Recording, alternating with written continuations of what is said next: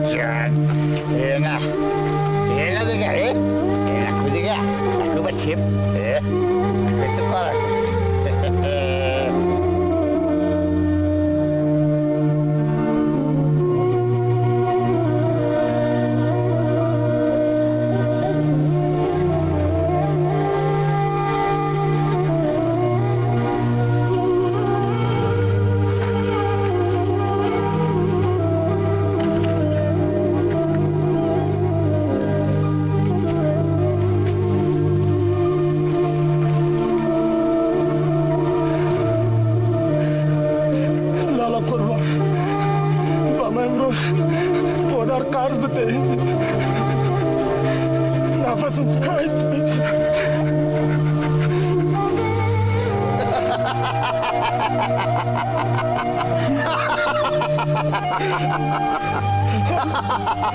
حالا من عملی شده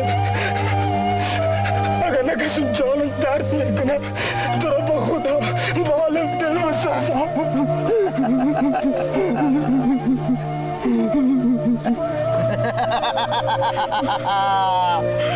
پیسه که نداری مفت بتمت یکی تبتم دوتای تبتم صدها تا توار جوان میره و میره پیش من فهمیدی؟ پیسه که نداری بمال من میخرم مفت نمیره به من فهمیدی؟ و بچه ساعت بتی پودر بگی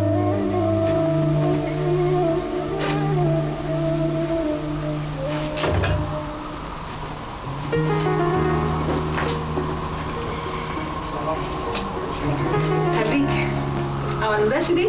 آه بخیر به دعای شما من بسیار خوش هستم این فیلم برای چی آوردیم؟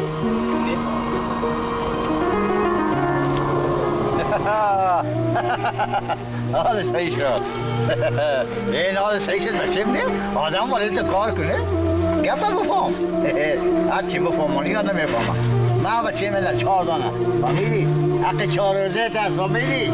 بخیر دیگه حال تو را نکن بلو حالا فلنگ باره برو بخیر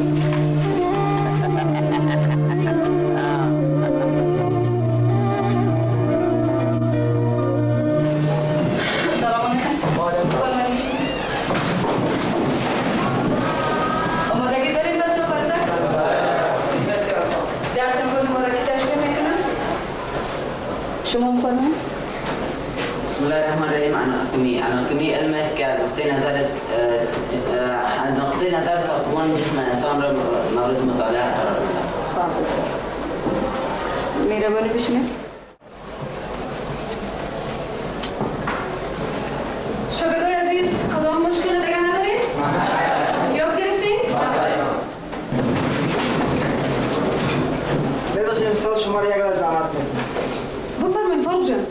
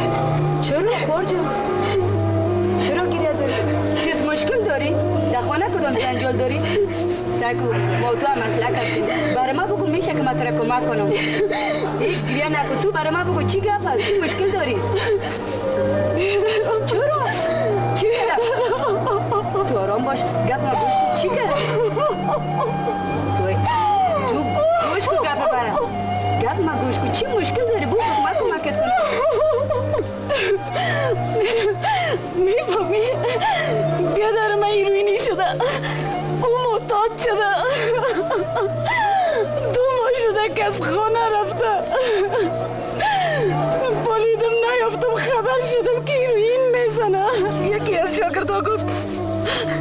ما در پرکشار دیدمشه که دولت ایروین کشیدن بود. خواهد من کدام ملتی داره چی گپ است؟ شاید کدام ملت خاص باشه در زندگیش، شاید کدام گپی باشه. بعد از اینکه دیگات سیراکتی مادرم برادرم همشیرای مکسس دادم و بعد از ایروینش خدا مهربان است، گل واره جور میشه. بیا که من میرم میپالمش در پارکشار، میبرمش پیش دکتر در شبخونی روانی تداویش میشه. خدا مهربان است، هیچ تشویش نکن.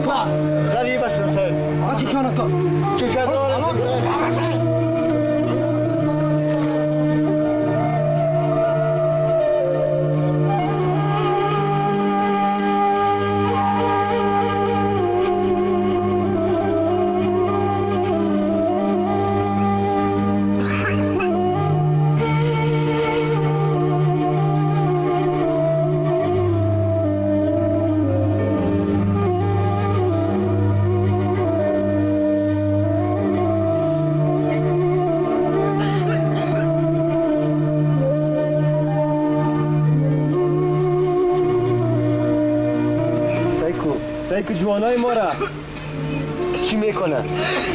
کلش بدبختی های جنگ است. ما شما که کوشش کنیم نمانیم هم یاره ایرا، از ایرا باید نجات بده، از ایرای بدبختی. بله این وظیفه ما و شماست که تو جوانایی که با این مواد مخدر سردچار شده و اونا رو باید ما از این حالت بکشیم. واقعا جای تاسف است.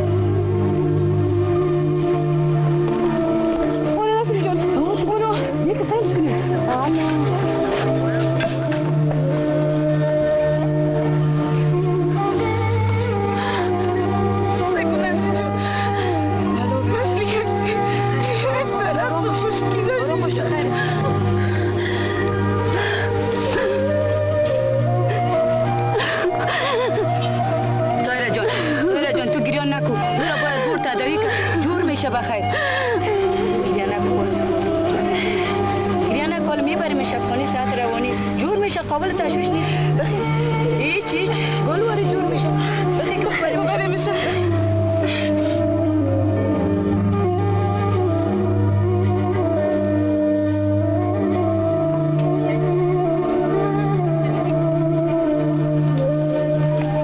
چی باعث شد که خودت دیرین بگی؟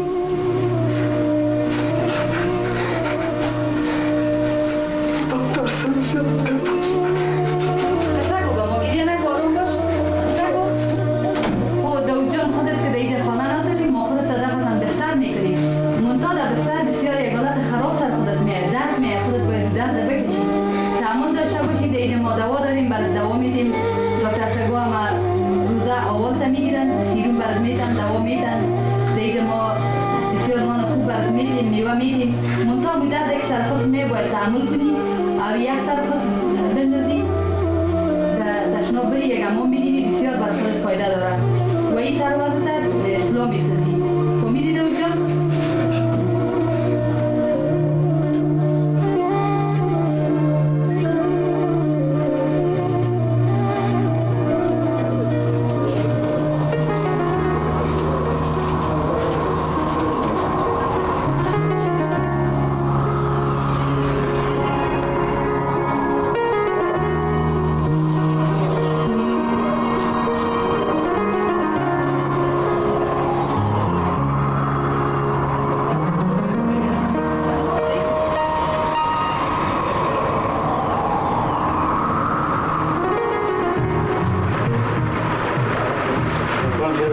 مریض شما بسیار خوب است وضعش درست است شما میتونید گیره ببرید طوری که مسئولین در شما هدایت دادن و پروگرام‌های هفته‌وار بعدی یا تعقیب مریضیش هفته یکی یا دو دفعه اینجا بیارنش تا